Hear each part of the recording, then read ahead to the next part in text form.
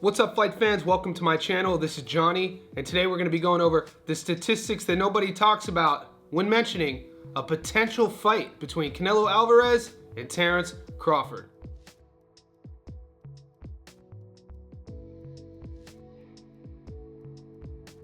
Guys, I have to admit, I have a couple buddies of mine behind the scenes who help me out with content, both on this channel as well as our Facebook group, our Instagram pages, regarding upcoming content and specific things to post about. Over the last few weeks, I've been extremely hesitant on this meme that's been circulating all through the boxing groups about this potential American versus Mexico 5-on-5. The name Turki Al-Sheikh has been connected with this meme, but if you research it, I haven't been able to find any verified sources to give it any sort of legitimacy until today. I found a tweet on Twitter with Turki Al-Sheikh being mentioned, and he actually responded in saying, yes, this is a great possibility. Now, this fight card would potentially have matchups between Shakur Stevenson and Pitbull Cruz, Caleb Plant and Jaime Munguia, and referencing this video, more interestingly, Terence Crawford and Canelo Alvarez. So today I wanted to do an updated video about their resumes. I wanted to talk about their statistics, disadvantages, or advantages each fighter would have going into a potential fight. Some facts about this: we already know Canelo's coming off his victory over Munguia. He also recently turned down his mandatory against Skull, so allegedly he's gonna vacate the IBF belt. We know about the IBF and the sanctioning body that is, always seems to be in the news regarding vacate, mandatory, etc. So that's no big surprise. But also we know August 3rd, Terence Crawford is taking on Israel Madrimov in his maiden voyage at 154 pounds. This will tell us a lot about Bud Crawford and how he carries his muscle into a different weight class.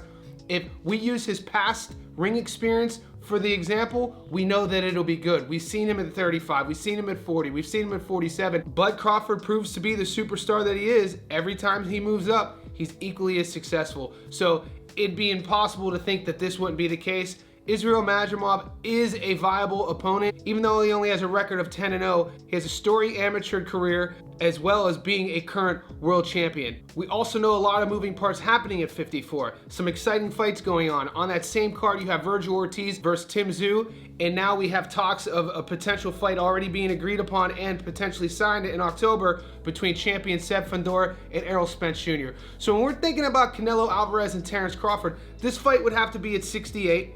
A couple weight classes above where Bud has ever fought before, and a lot of fights need to take place before this would even happen. So in this video, I want to talk a little bit about what each fighter has been up to and who they've been fighting, find some advantages and disadvantages going into a potential clash. Now let's look at Canelo Alvarez's resume. Canelo Alvarez is 61-2 with 39 knockouts.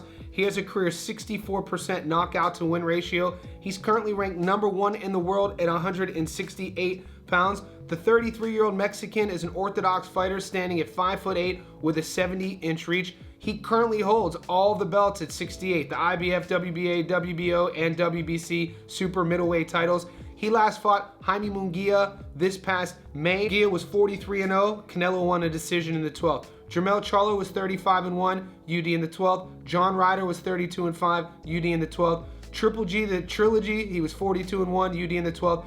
And then Canelo went up, tried to fight Bivol for the belts at light heavyweight, lost the unanimous decision, 19-0.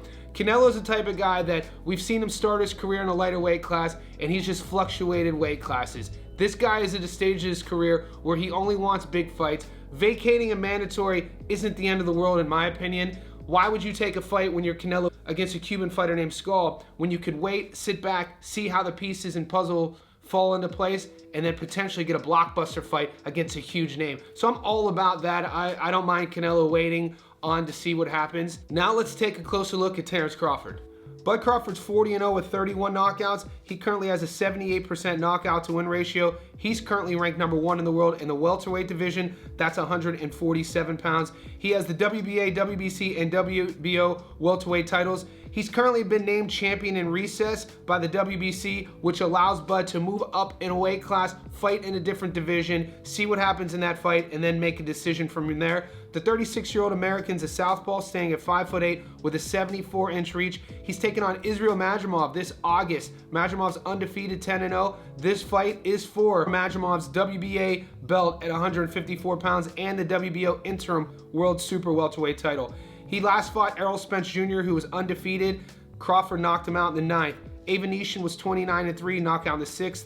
Sean Porter, 31-3, knockout in the 10th. Kell Brook, 39-2, knockout in the 4th. Mean Machine, 21-0, knockout in the 9th.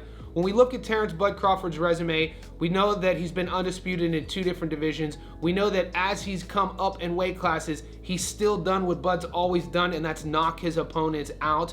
If you look at both fighters side by side, Canelo and Bud, Canelo's the younger guy, but when you look at his total rounds, he almost has twice the total career pro rounds than Bud Crawford.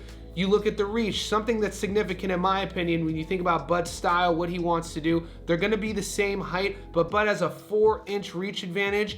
If Bud could use that to his advantage when he's pressuring Canelo and trying to fight Canelo at his own pace, that could play a part in the outcome of that fight. And we can't think about this potential matchup without talking about the size. We don't know what Bud's going to look like at 54. August will tell us that story, let alone 60 and 68. We've seen Canelo in the weight classes. The only time he's really looked sluggish is when he went up to light heavy to fight Bivol. We do know weight categories are there for a reason, and not everybody carries their weight well. Some do, some don't. Time will tell. We got to get to August first to see if Bud could get through Madrimov, and then from there we'll know a lot more. If this fight does go down, if Turki Al-Sheikh and the powers that be in Saudi Arabia has their way, who do you see coming home with the belts? Do you see Canelo Alvarez winning or Terrence Crawford? Let me know in the comment section below.